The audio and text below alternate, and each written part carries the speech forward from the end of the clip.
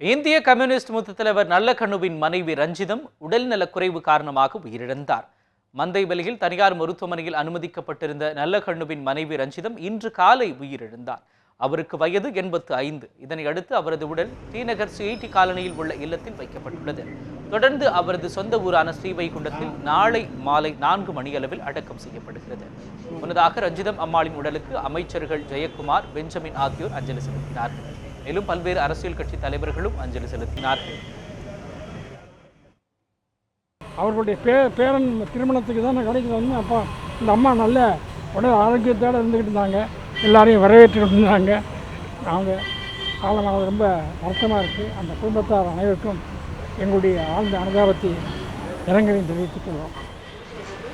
ரஞ்சிதம் அம்மாள் அவர்கள் உடல்நலம் இல்லாமல் மருத்துவமனையில் கடந்த 10 தினங்களாக சிகிச்சை பெற்று வந்தார்கள்.